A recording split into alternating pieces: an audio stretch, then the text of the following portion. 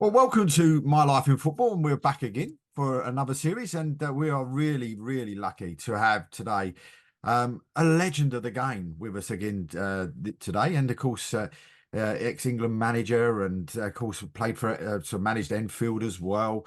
Plus a load of others, of course, playing as well for my dad's favourite side in Leighton Orient as well. But the one and only, the legend is Mr. Peter Tallis. Welcome, Peter. Thank you very much. No, nice. Thank you for the nice intro. And I say it's nice to we met again on Saturday at Enfield, and it was nice to have any links with Enfield because I only had a year there, but it was a good year, an enjoyable year. You put a lot of people into panic on that Saturday, thinking, "Oh no, who's he looking at? Is he looking at one of ours?" Well, I can assure you it was from one of each team, so it weren't just Enfield players. Don't worry. And it was quite funny because one of them was turning around saying that if he's looking at this player, he said this just he has an absolute nightmare. Well, that's how it goes. But they're having a good season, so that's good. They're not doing too bad under Gavin. But I mean, with yourself, I mean, sort of start, I suppose, from that. I mean, doing a bit of scouting at the moment for Dagenham and Redbridge.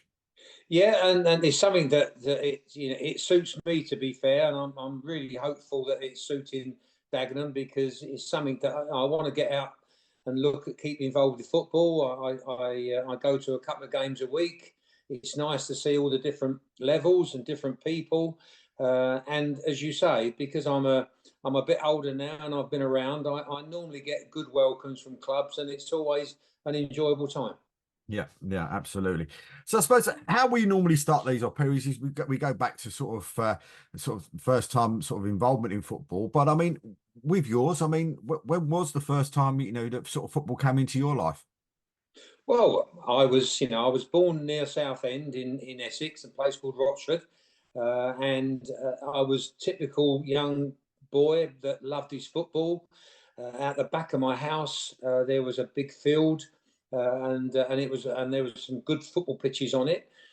So I used to go over there all the time. I used to drive my mates mad by knocking on their doors to say, "Come on, let's go out there."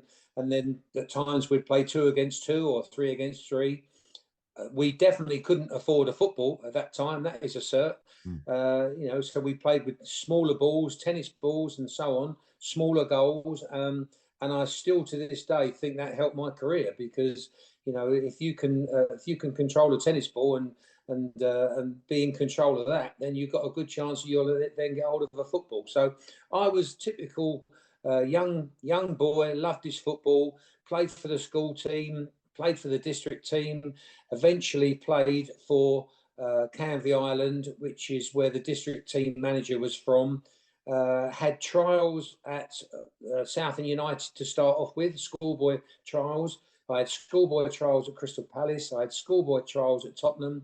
They all turned me down, and eventually I played for all of them. So I would say to any young player out there that's a bit disappointed that he's been turned down in a trial, don't give up. Don't give up, and stay strong and start. Keep believing in your ability. Yeah, I mean, aside, of course, I know well. I mean, cousin lived in the same place where you were born at the moment. So I mean, it's one of those sort of things. Canby Island, Southend, sort of the two sort of closest I would have thought sort of clubs. And I mean, what was going into Canby Island like? Well, it was good because, I say, the district manager, he was in charge, so he used to go around all the schools to pick the best team for the district. And then he said to me, "Look, would you fancy playing for Canvey Island?"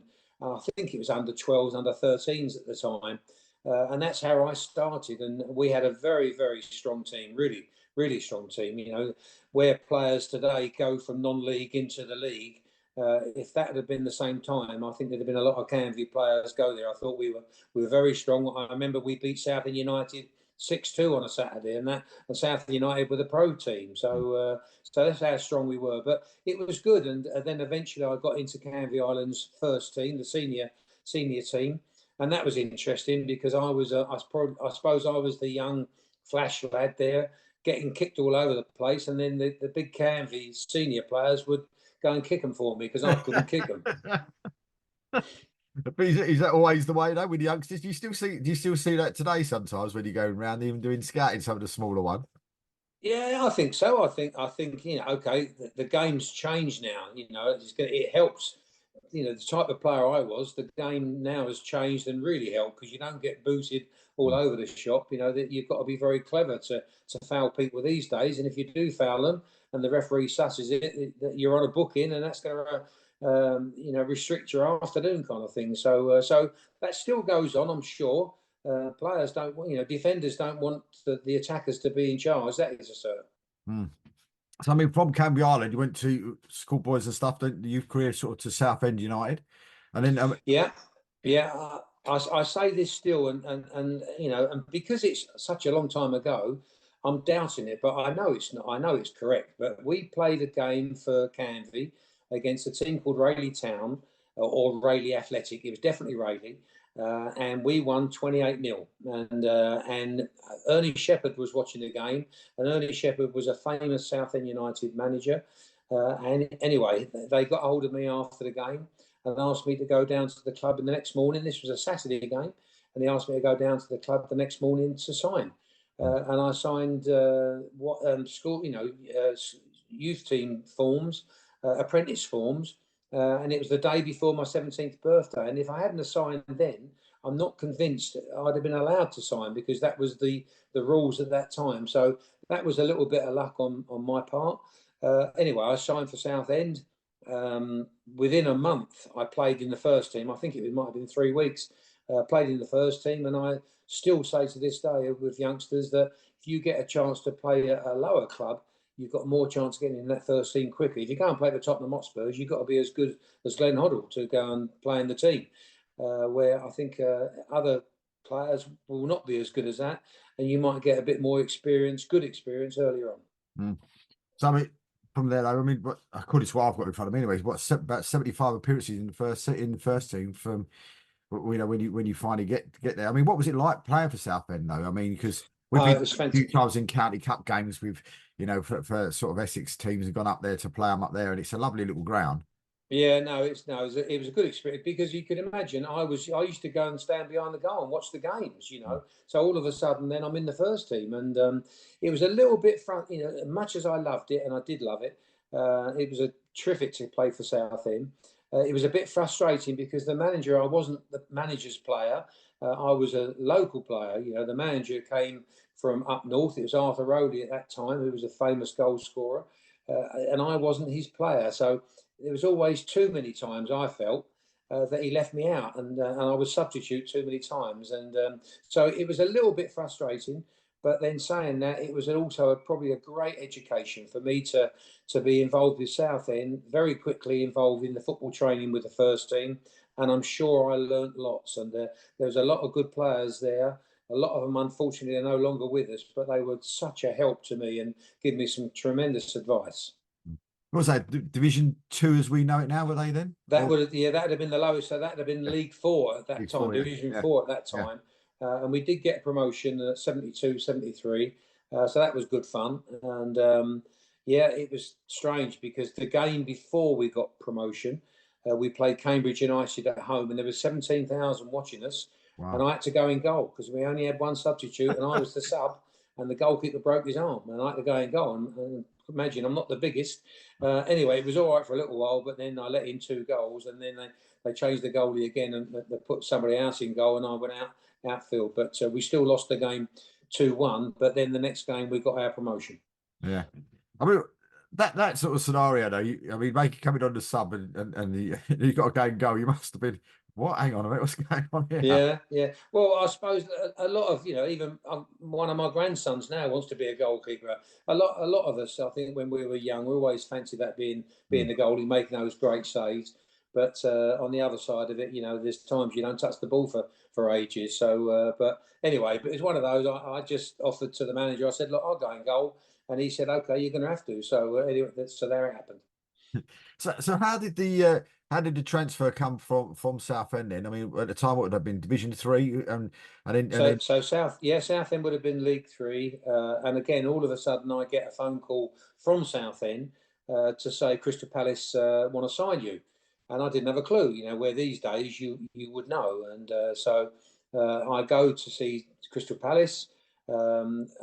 in Croydon, and so I live in Southend, so it's an hour and a bit car drive. Meet Malcolm Allison, who was a massive TV personality at that time, very different, very way ahead of his time. And I was quite nervous, to be honest with you, but he was terrific. He was every time I saw Malcolm, and he made me feel a really good player, and that was his strength, you know. And he got the very, very best out of me. He signed me. He said to me, "This is the sixth time I've tried to sign you."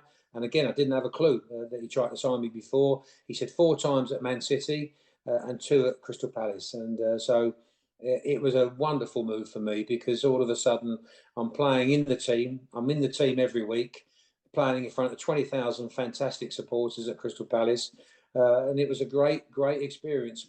We weren't the best of teams, unfortunately, at that time, because we got relegated the first year. But the following year, we were a very good team, but we couldn't get promotion. But we were a really good team, and we beat some top sides in the FA Cup, and showed our quality. So Crystal Palace at the time when you joined, were they in Division One or were they Division Two? So they were, yeah. So they would have been Division One, and Yeah. but then, so now, if you talk about the Premier League, so they now would have been the Championship, but Yeah. then all of a sudden we got relegated, so they would have been in League One now. Yeah. So it's like the third division. Mm. And then, of course, spent what 3 years there, and then got a real good move. Got going up to not for me because I'm an Arsenal fan, but a real good a real good move, of course, up to White Hart Lane and Spurs. I mean, that must have been, a really big sort of transfer for you. Yeah, well, it was a great move for me, because I've been a Tottenham fan all my life. So for me to get the opportunity to play at White Hart Lane and play for Tottenham and play with some fantastic teammates there at Tottenham was terrific. At that time, it sounds crazy, but I took less money. My weekly wage was less playing for Tottenham than it was at Crystal Palace. But it was just Tottenham's attitude at that time that if you want to come and play for us, this is what you've got to take. But I was willing to do that, because it meant playing in the top division, and playing, every week, hopefully to help my career. And so it was a great move. I loved it. Met some fantastic people. Great football club. It's probably even better now with the stadium, of course. But it was the full circle there that it's that was the last club that turned me down as a schoolboy, and eventually I do play for them. So I mean, for those watching, I mean, who was there at the time?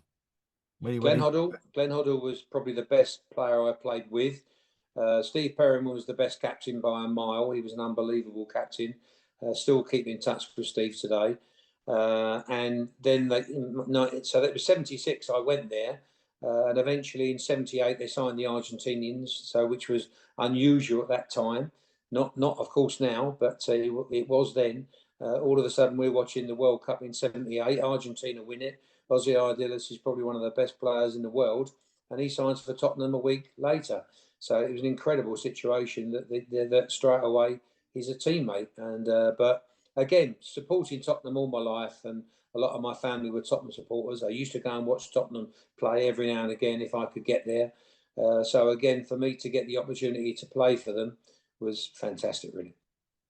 I mean, must be. I mean, especially. I mean, did you manage to get to play in the biggest derby in the world? Yes, well, unfortunately, I lost to Liam Brady. I lost the ball to Liam Brady once, and he scored an absolute weldy and bent it in the top hand corner. And he done the same probably 2 years later for West Ham, where he won the ball and scored the goal. And I was hoping they were going to show that, but every time that they spoke about Liam Brady, they always showed that goal against Tottenham, which is me giving the ball away on the edge of our box. So it hurt. But he was some player, Liam Brady. And so if you're going to give the ball away, don't give it away to him. That is a cert. Well, I still talking about Liam Brady. I think I still remember when they used to do the Masters on Sky, Yes. and he was playing there, and I think Paul Davis was in midfield, that sort of Mm. in the team with him, and I can't even remember who was in goal. And I still can remember it to this day where the keeper sort of thrown it out, and he sort of chested it down on the halfway line, just span on the sixpence and smashed it in the top corner of the Yeah. other end. It was incredible. No, he was he was a fantastic player, and of course, when you get to my age, you know a lot of great players that have played at the time that I played, and now you see the game how much it's changed now, and how much more opportunities top players get for playing. There's more football being played. You imagine Glenn Hoddle and Liam Brady playing today. They'd have been even better. Mm, absolutely. I mean, so in your sort of 4 year spell down at Spurs, I mean, is there any sort of real memorable games that sort of stick in your mind? Well, we had the 9-0 at home to Bristol Rovers, which was an amazing situation. We got relegated the first year I went there. Again, we weren't the best of teams, but the following season we got promotion, and we had a wonderful season in like what's called the Championship now. Played lots of football from the back, run the ball out. Steve Perryman was playing at the back and running it out.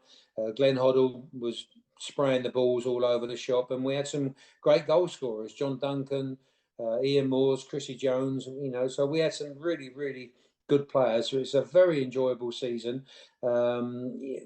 We got promotion on the last game of the season, Southampton away. We had to get a point out of the game at least, and Southampton hit the post with 10 minutes to go, made it very, very nervous. But eventually we done it and got back into the top league. And so that was then our test, and that's when Keith Birkinshaw, which was great that he kept his job. After being relegated the first season, normally you'd lose your job, but Tottenham stuck by him, quite rightly so, and he got promotion the following season, so it was great. Mm.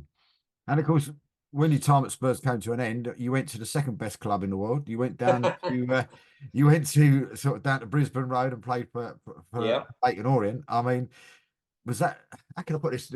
I don't mean this in a disrespectful way to Leyton Orient fans, but was that a bit of a shock as such, coming from, being involved in Spurs with all those great players and then coming and sort of stepping down a bit just to Leyton Orient, or did you Yeah. find it quite easy?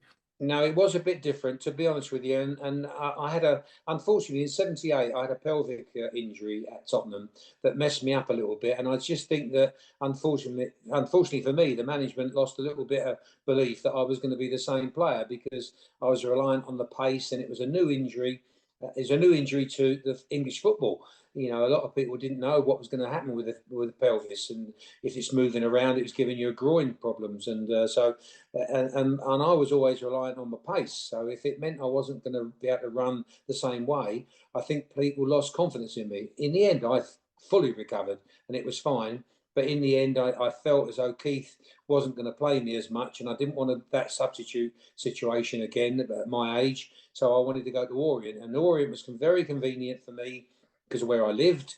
And it was also a very good football club, and it was a terrific football club, real family club. Brian Winston was the chairman at the time, and he was a good man. And I was very pleased I made the move. But I did honestly make the move to say, right, I'm going to go there, show them I'm back, and then go on again. And that's what I was hoping was going to happen. And I did feel as though that was going to happen. And I had the opportunity to go to Norwich, and then Orient wouldn't let me go. And so I had a little bit of a fallout for them. And then I broke my leg again playing for Orient, which messed my career up a little bit. So then I went back into the non-league, and but thoroughly enjoyed it. Mm. So the time he was at Leyton Orient, was the likes of Peter Kitchen, John Chidozie there, or was that? John Chidozie, yes. Stan Bowles, Yeah. sadly recently lost, of course, and which is a massive shame. But John Chidozie, no, where's some Tommy Taylor was at the back, Mervyn Day was in goal. It was, and I go back to YouTube to watch a few of the games, and there's one recently where we beat Chelsea at Chelsea, and we were a decent team. And Jimmy Bloomfield was a really good manager. He used to really give you the freedom to play, and I thought we played some very attractive football. And so we had some Billy Jennings, and we had some really, really good players. I remember just as a kid when my dad take me down there and seeing John Chidozie just fly past you as you're sitting at the front row of the stand, and he just literally, this guy just literally going past you like an express train, and it's always, Yeah, remember that. John was terrific. He was just so quick, and where John, and again, it was probably very clever management from Jimmy Bloomfield. But Jimmy had Stan Bowles as a right midfield player, and he was always with his great left foot. He was playing balls into the spaces for Chichozi to get onto, and it was to me, it was a lovely way of making the team have good balance and getting the best out of a good player. Mm. So you say that a little bit of falling out with Warren. Is that why they sent you all the way to Oldham? Well, Joe Royal was an ex England teammate, of course, and Joe was manager of Oldham. So, and they had also a very good team. And yeah, so Joe asked me to go there on loan, which I was very happy to do. Yeah, I had a little bit of a fallout with Ken Knighton, who was the manager at Orient at that time. So I wasn't going to play in the first team there. So to me, it was the right thing to do. And again, I was very impressed with Oldham. They had some very good players. Joe was a good manager. Mm. I mean, from there, I mean, sort of then sort of a little spell at Exeter as well. But I mean, and then sort of into your sort of managing career. But one thing we sort of missed out as well. I mean, what was it like playing for England? Well, very different because you imagine you're playing in League Three and then you're then playing at Hampden Park against 80,000 jocks who can't stand you. Danny Graham was the left back, who's a very skillful, physical left back, and yeah, it was very different, and I think that's where things like that is where probably helped me later on being the under-21 manager, because I knew what the job was. It was to help a player when he gets into that first team, the senior team for England, to be ready and to be as educated as he could be for the role he's going to have to play. And to me, playing League Three and then all of a sudden for England against Scotland was so different. So I'm not convinced I played well enough, even though I scored goals playing for England, but I didn't play well enough as I would have liked. But the experience was fantastic, and very lucky to say that I've played for my country. What was that like though, getting that call to say, or well, I'm not sure what it if it was it a call or Well, the first time Don Revie was the manager, and the first time was a midweek game. I was in Manchester, ready to play for the under-23s at that time. Then all of a sudden, I was asked to go across to the senior team to play or to be in their squad to play against Wales at Wrexham, and so there I was. And then I'm named as a substitute, and at half time, I'm told I'm going on for Kevin Keegan, and so that's what I did. I went on and scored a goal, which was. Helped us win the match, and it was a lovely experience. But I think about it now, it probably would make me more nervous now. But as a young player, I was a confident player. I believed in my ability and went there to try and show what I can do. Mm. So what sort of made you when you sort of sort of playing career, you felt maybe your playing career was coming to an end? I mean, what was the thought process? Did you always feel that you was going to go in and be a manager, or was it just something that just sort of came unexpectedly, and then you sort of always No, no. Honestly, even at age, I formed a team which was called the Roachway Youth Centre team, which was in the Southend Sunday League, and we went into League Eight. I done that when I think it was 1970s. I was something like 17 years of age. So I'm managing the team then.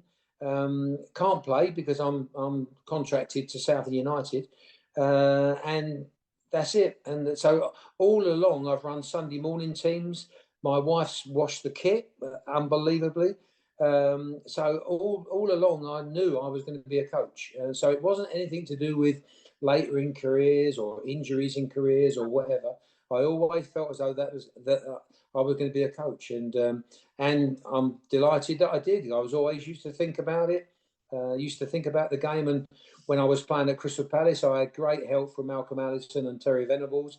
You can imagine playing on the same pitch as Terry Venables and doing a set piece. There's something going to be clever coming from there because he was so good. And so no, I've always thought about the coaching, always thought about the managing, and still do now. I could be driving now and I could think of a training session, and that's how it goes. Mm. I mean, first one then was like player manager at Dartford. Yeah. 1986. Yeah. It was my first. So I used to take Sunday morning teams, where now all of a sudden I'm taking a Saturday team for the first time. We train Tuesdays and Thursdays if we had no midweek game. Good fun, just like the level that Enfield are in now, that type of level, and it was real good fun. So I got myself a team together, got a good assistant manager. It's called Terry Harris, who I took to Enfield when I was there, who knew the level, knew the players. So we got ourselves a really, really good squad, and it was very enjoyable. So at times I used to work for an insurance company, then go to the training in the evening, and it was a nice release from the 9 to 5 job. It was good fun. I mean, with the Dartford, what league would they have been playing in? Would they have been playing in So sort that would have been the Beezer Homes. That would have been the of? Beezer Homes League. So now, so Dartford would be in the same league as what they're in now. Mhm. That's what they'd have been in. So they're in the Vanarama League South, aren't they? Yeah, The yeah. yeah. So yeah. So that's how it is. So that was the league I was in with Dartford, and then that was 4 years there, which was again for 4 years we scored over 100 goals each season. We doubled the appearance of the supporters, which was brilliant, and won a lot of cups. We didn't get a promotion, but we won a load of cups, and it was again very very enjoyable time. And we signed Andy Hessen Taylor, who then eventually went on to have a great career. So that was good fun. It's always good when that happened. Mm. I mean, 4 years at Dartford, and then going on to the mighty Enfield. What I mean, what Mighty Enfield, yeah. where, where, Which where, again, yeah, whereabouts were they? Were they sort of high, at that stage? Were they sort of higher up the echelon than Dartford? Well, yeah, well, I think they were seen as bigger at Mm. that time. Eddie was the manager, of course, Eddie McCluskey, who was a great manager. He was the manager, and anyway, I think Eddie retired or whatever he done, or they made a change. Tom Unwin was my chairman. Used to go and see him once a week at his lovely house in Enfield, and so yeah, that was again, that to me was I would have carried on being at Dartford, but in the end they had to pull the budget and they couldn't do anything, so I couldn't then produce the squad that I wanted to produce. Then Mm. I had the opportunity to go to Enfield, which I grabbed, and that was great. Well, I had a really really good one season there. Paul Furlong was fantastic to have as your main striker. What a striker he was! What a career he had on the strength of that, and so that was good fun. We won the Middlesex Cup that year, but again finished second. I think Dagenham and Redbridge or Leytonstone and whoever it was at that time, I think might have won the league. I think it was then. But that was again a very enjoyable time, and I would have stayed there for a long time. There's no doubt about that. But Steve Perriman asked me to go to be his assistant at Watford, so be back in the full-time league. Mm. So from Enfield, then I mean, you went to Watford. I went to Watford, yeah, and it was quite funny, really, because in one of the conversations with the manager, Steve Perriman, it was about Paul Furlong, and Mm. of course I knew him inside out, Mm. and really pushed the club to take him. So at Watford, we signed Andy Hessenthaler and we signed Paul Furlong. So two people that we'd had from non-league, and they both went into the club, and they were both such a success. Like Paul Furlong, I think we sold for £2.5 million in the end, and I think it cost us 100,000. Yeah. So it was good business, and he was a great player for Watford, and he done great at Chelsea as well. So I'm delighted for him. How did it go at Watford though? When you start bringing them in, I mean, did the results start going the way that you needed them Well, to? it wasn't an easy job because of the budget. Our budget in that league wasn't as competitive as other teams, but we made them organised. We didn't get relegated, nothing like that. But we didn't have the budget to have that best striker in the league to go and get us promotion either. So it was a tough old job, and I don't mind saying that for me to go to Watford at that time, it meant I had to give up my job, and then I had to give up my non-league money. So my family unfortunately suffered. My daughters suffered because at that time they were getting tennis lessons, and once I got to Watford, I couldn't afford the tennis lessons, and that was a part of the life. But in the end, I had 2 years of that, and I thought, no, I'm probably gonna go back doing what I was doing before. So I decided to go back to my insurance job and go back to doing non-league football, which I did, but it didn't last very long because then after that is when I had my first opportunity to manage in the league with South United. What was that? What was that like going to Southend again? Going back this time, being in charge. Well, going back, and it was difficult being in charge because it was in the Championship, so it was an amazing situation. You imagine Southend now being in the Championship level. It was a tough old league to be in. Now they're in the National League, Mm. so that's how hard it was. But it was okay. It was a good experience for me. But I was very new to being the manager. I was very green, I'm sure, at that time. But you always learn. You 9 times out of 10 you learn even more when things don't go brilliant. And so it was a tough job. It was tough for us to win a football match, but I learned every week. I've got no doubt about it, and I'm sure that helped me help me later on. So, what, I mean, any games there that sort of spring to mind when you went back to Southend? I mean, was there any sort of games that sort of you can remember that sort of still stick in your mind? Well, I think my believe it or not, it's where it gets a bit spooky, this game of football. That my first game was against West Bromwich Albion. The manager of West Bromwich Albion is Keith Birkinshaw, who was my manager at Tottenham Hotspurs. Uh, got an unbelievable welcome from the Southend locals because I'm a Southend boy. So that was lovely. I'll never ever forget that. My first away game was Notts Forest away, and Stan Collymore, who we just sold, playing for Notts Forest. So amazing situation again, very spooky. So yeah, but I'll never forget when we played Birmingham because Barry Fry was the manager at Southend. He done brilliant, Barry. He's a very likable man, and he loves his football, and he got a very good team playing at Southend. So then he goes to Birmingham because it's a better move. He then feels that he could produce the team he wanted to get promotion out of that league. And we played them after about a month I'm there. Anyway, we give them a good old walloping at home. The players were fantastic that day, so it was a nice atmosphere and a great result. I mean, she was at Southend like for a couple of years, and then to Dover. Yes, but I lost my job at Southend, but then Southend asked me to carry on running the academy.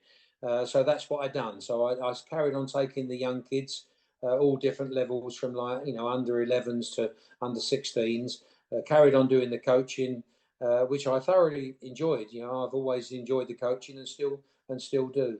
Mm. But then all of a sudden I had Dover, who I met, I knew from when I was managing Dartford, and so I knew the people there. They asked me would I go in part time to help them because they were struggling. They lost 10 games on the spin, and they decided to make a change with their manager. And all they wanted me to do was try and keep them up, but it wasn't an easy job. But in the end, I took that on a part time basis. Eventually, did keep them up, but we had a little bit of luck because there should have been 3 teams going down, but because one team went out of business, it was only 2 teams went down. So thankfully, we finished third from bottom. So thankfully for us, we stayed up. And then sort of things happen, which I think, and don't get me wrong, I don't think it would happen in the modern day football now, but from Dover Athletic to England under 21s, Yeah. mate. Mm. Amazing. Well, that's where it was a very, very brave decision by Glenn Hoddle. Glenn Hoddle didn't do that because we were mates. He done that because I'd worked for him before. He knew what I could do because when he was manager of Swindon Town, he had to take the Football League team of England to Italy to play a game. And he asked me to be his coach at that time. And so I went there to be his coach, his assistant, took the sessions for him.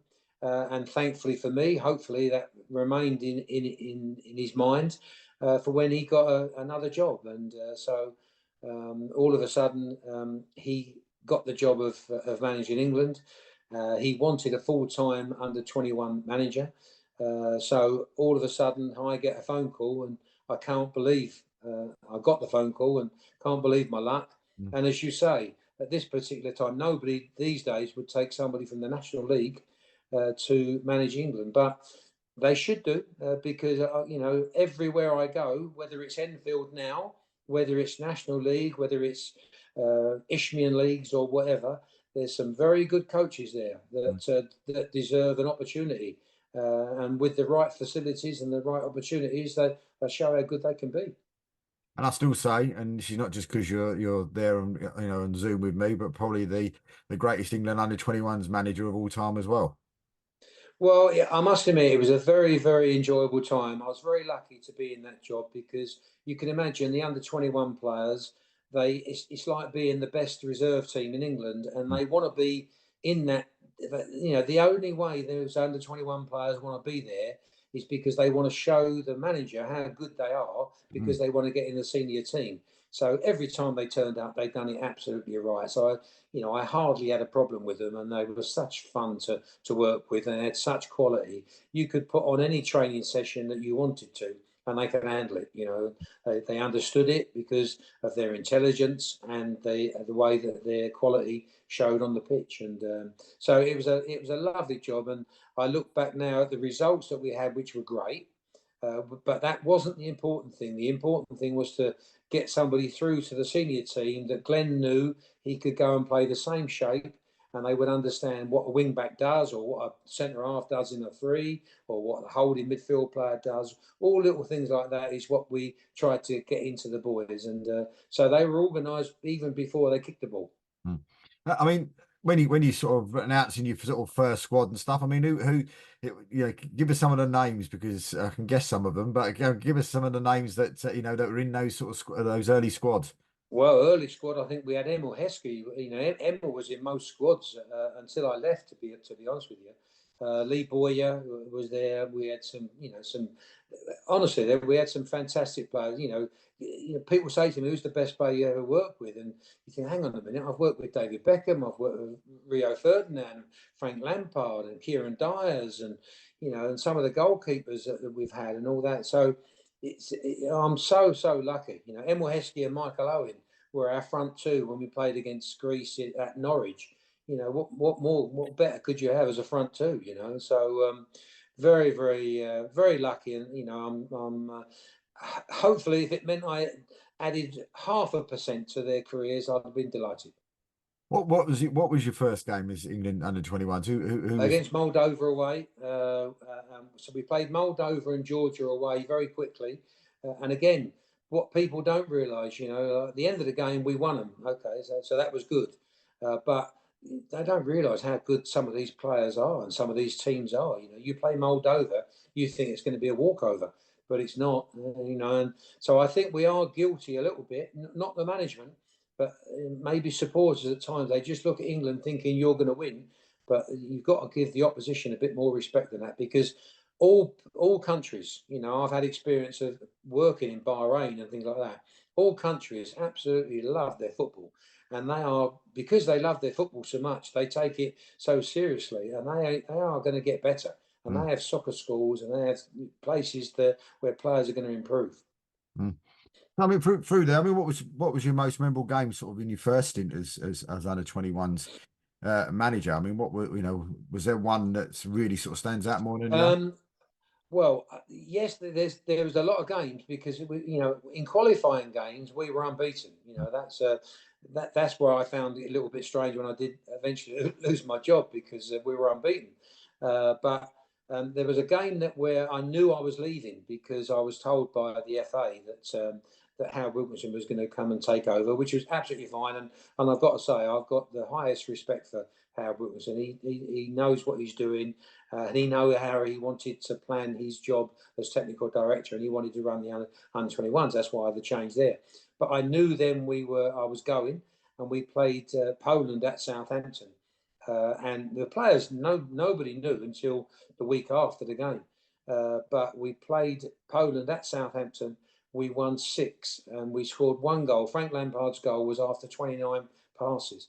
So I'll never forget that game, because I thought then we showed how good we were. And I think Lee Hendry was in midfield, Lee Boyer, Frank Lampard.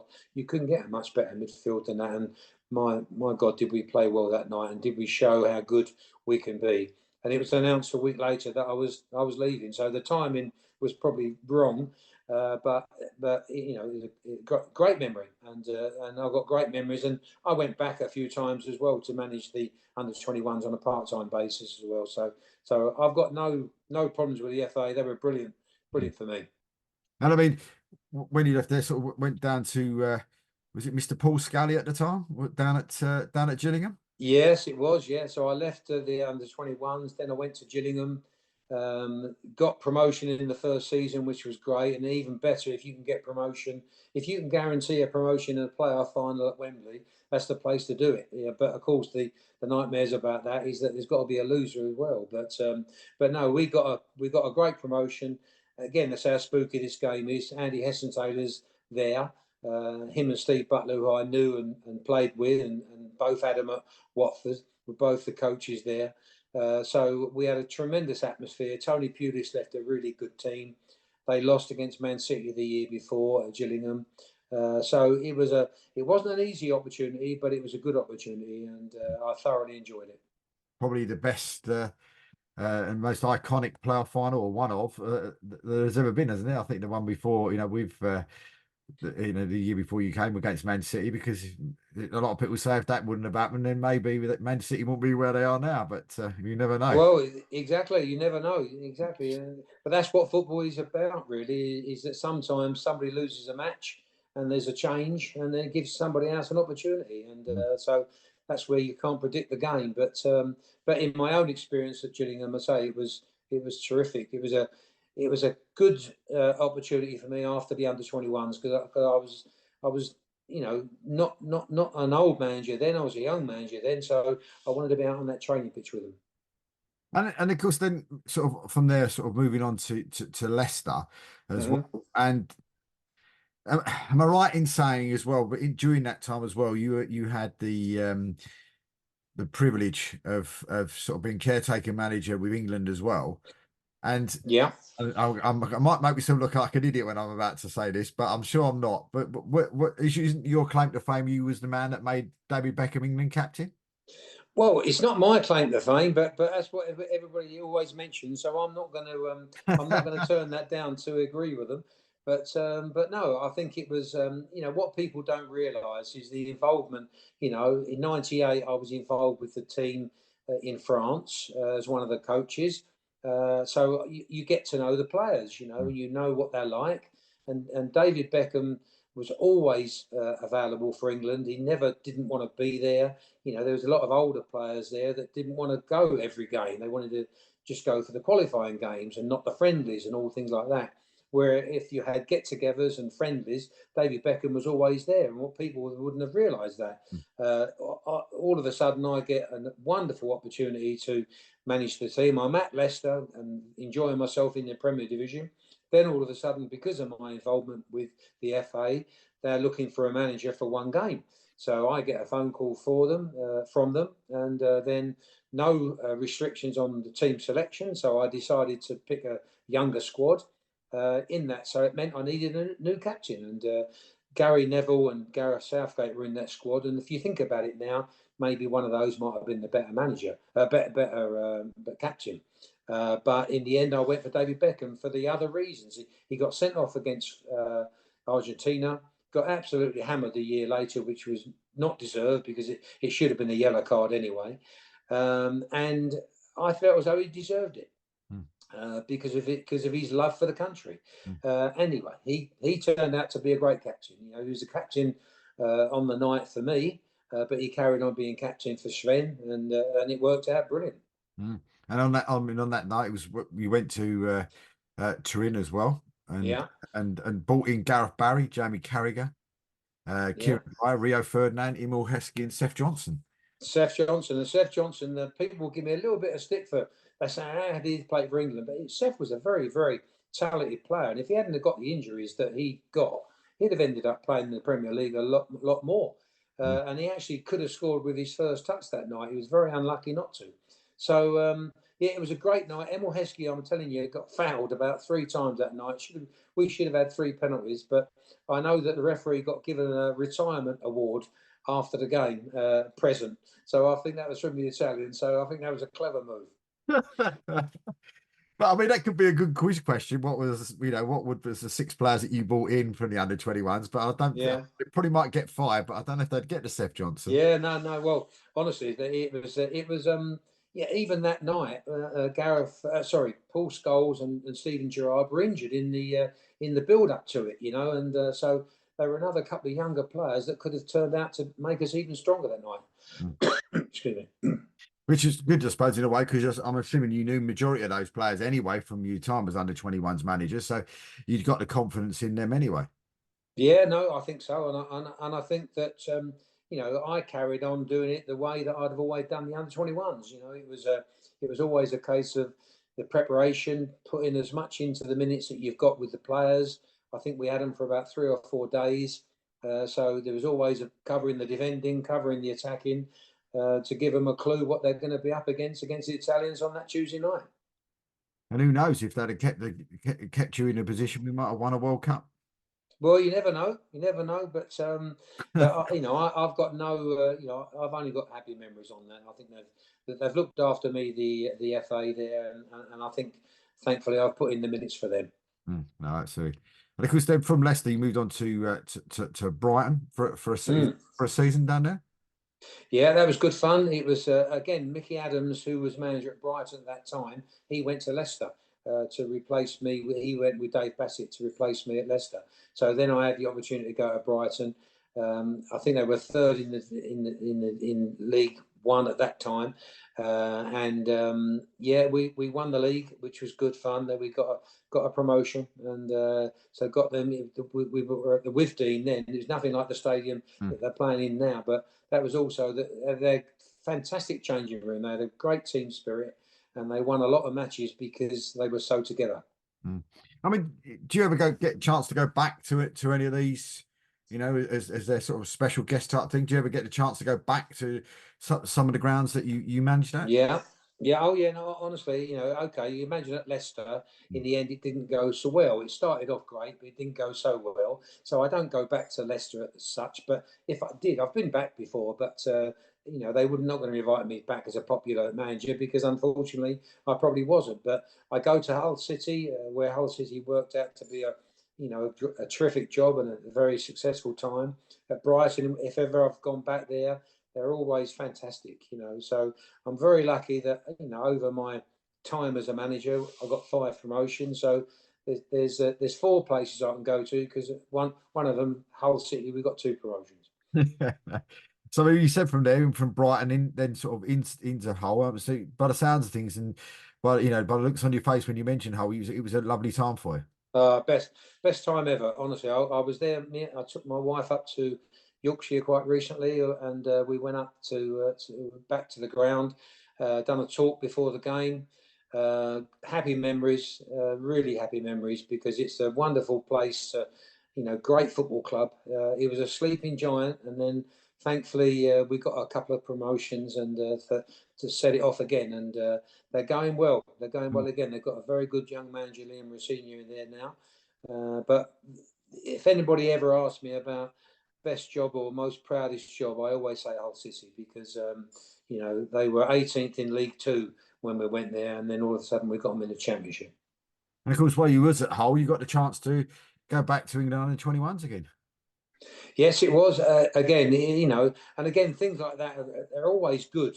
You know, there's positives to that, but of course there's also negatives. That if it means you're away from your team and then the team that you're at get beat on that Saturday, the supporters don't like it. So that wasn't as popular. So I can understand the chairman being a bit frustrated with that. But so it didn't last for long on that in that case. But again, you know, I had the spells there and I got the good memories there. And then you sort of a few seasons then with Crystal Palace and Stevenage, Wickham, and then Bradford. I mean, the one I wanted to pick up when it was 2011, going to Bahrain. What was that Mm. like? Brilliant. And again, you know, what people don't realise is that the first time I went there, they had a very old squad, and I didn't actually think they were that good, if I was to be perfectly honest with you, from the first few training sessions. And then all of a sudden, 3 or 4 days later, while I'm out in Bahrain, I go and watch the Olympic team. And I loved them. I thought, blimey, they run around. They got, you know, they got some good ability here. So I decided to change nearly the majority of them to the under 23 squad rather than the senior squad. I kept a couple of seniors in there because you needed some experience. And that's what happened. And so you can imagine with the older players in Bahrain, I wasn't very popular, but for the younger players, I was to give them that opportunity. And I don't think they would have got that opportunity before because I think in the end, too many people out there had too much influence, and the managers were picking players there because they were friends of the older sheikhs there. Mm. And of course, a little bit different from Southend Beach to being at Bahrain. Very different, and honestly, we had to at times we'd have to train at 12 o'clock at night because it was so humid and so hot. It was incredible. So you get used to that life. You know, every now and again you'd get a bit of wind. That was about it. And but you know, you didn't see too much rain. You didn't see too much snow. That is a certain. I mean, from there back to England to do the under 20s. Yeah. Again, we didn't have an under-20 team. You know, we used to enter the under-20 tournament without a team. Sorry, without an organised regular team. Now they've got a bit more of a regular under-20 team, but at that time we didn't. But then all of a sudden the FA said, "Would I take the under-20s to Turkey in the World Cup?" Which is good. But it meant we only had a couple of weeks to get together, you know, where we played Iraq and they'd played something like 30 friendlies. So you can imagine they were ahead of us. We still had a very good squad. You know, Harry Kane played, Ross Barkley's, Connor Cody's, some terrific players, honestly. John Stones. So we probably should have done better. We drew a couple of games and lost one. But yeah, if we'd have been together for 6 months, then we'd have done well. But unfortunately, we didn't do as well as we would have liked. So, I mean, as a manager, what was Mr. Kane like? Different class, Yeah. honestly, and I cannot believe how well he's done. If you asked me when we were in Turkey, was he going to be a good player? And was he going to go back to Tottenham to play every week? I probably would have said no. I definitely would have said he was going to be a good player, fantastic professional. Was he going to go back and play for Tottenham every week and score the goals that he had scored? I would have said no to that time, but I couldn't be happier because he was a top fella. Really took his football seriously, and he was terrific one-touch finisher. Yeah, brilliant. But it just shows you, if you get that opportunity, what football does. Because even at that time, Harry had to go out and loan a few places.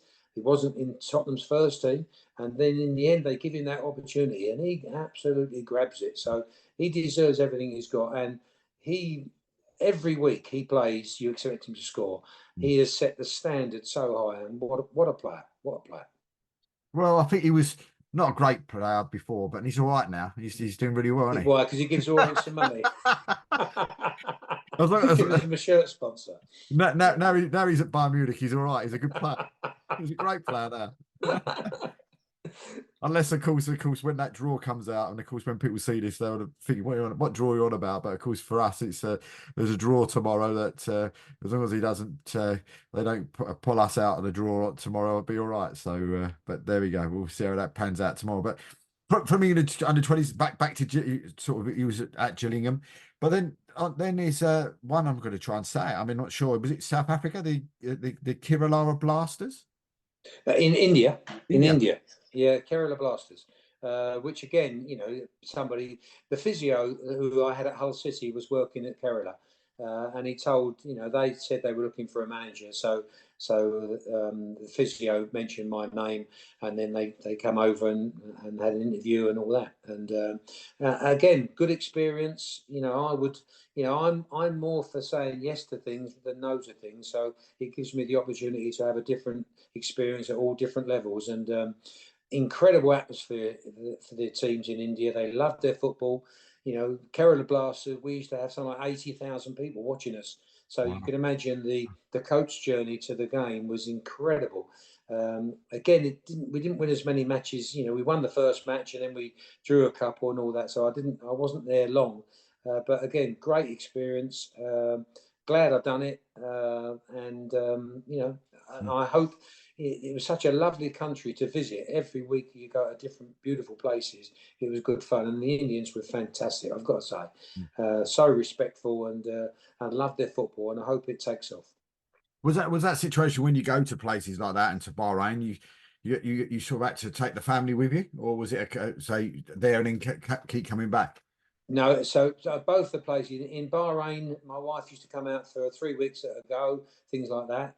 To be out there, but no, we still had the two daughters at home, so every now and again the two daughters would come out as well, and I basically lived out there on my own, and they used to come. You're allowed to come back for 90 odd days a year to come and see your family and all that. So they're all little things. They're the commitments that you have to make. But now, of course, I'm delighted that I did. But they were very difficult at the time for everybody, and that's why you have to think long and hard about doing it. But India was the same. That was always only going to be a short-term season.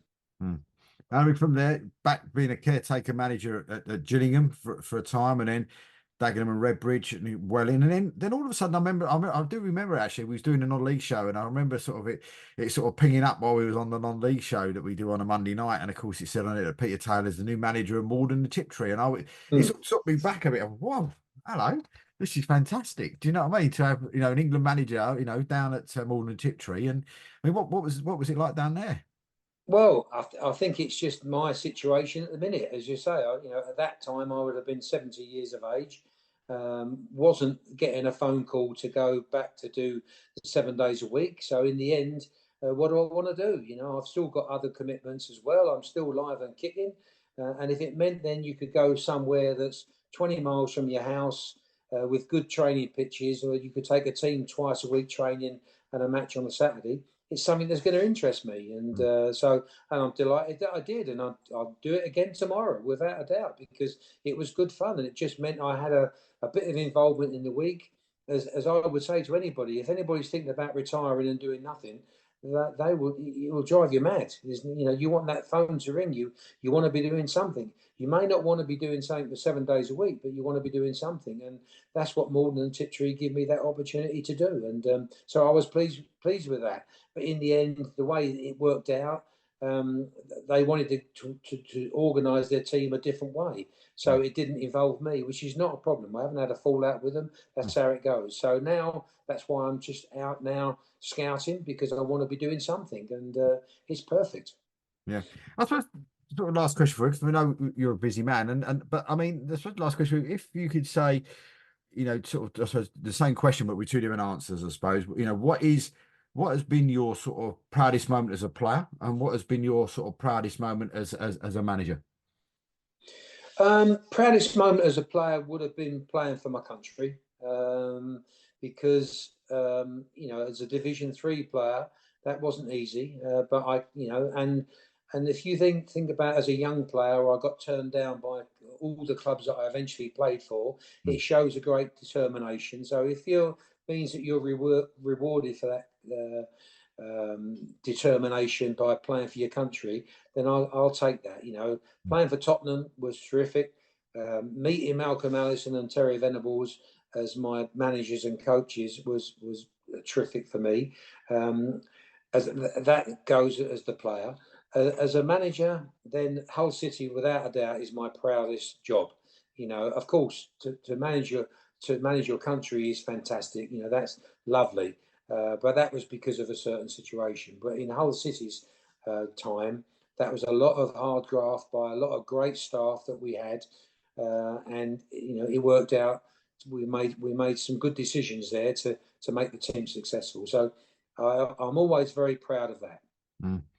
And that just shows, I think, it's not all you the one place that you feel happy for was Hull City, and that is one of the ones that always stick in your mind, even though you did sort of be England under 21 manager, under 20 manager, and one game with England game. It just proves something that you fall in love with one club and love what you do for them. Yeah, well, again, everybody said to me that if you get it right, but there would be a big if, but they always said if you get it right at Hull, it will show what it's capable of, and I think that that's exactly what happened. But as you say there, that when I go then back to these places, and you get such a lovely welcome, and people that have probably not been back to Hull since, where all of a sudden they come and see me because they know I'm doing a talk, and it was a people that were involved when I was there. So it was terrific, really. Mm. Peter, it's been fantastic speaking to you today. It really has, and I really do appreciate your time. I know, as you say, you're a very busy man, but we really do appreciate it. For the Summer League YouTube channel with this My Life in Football, and it'd be great to speak to you again at some point on our non-league show on a Monday night. But for now, my friend, thank you very, very much for giving up your time for the show, and we really, really appreciate it. Thank you. It's been a pleasure. It's been very, very enjoyable, and good luck. And hopefully Enfield carried on doing well. They looked a really good organised team. I liked them. Thank you.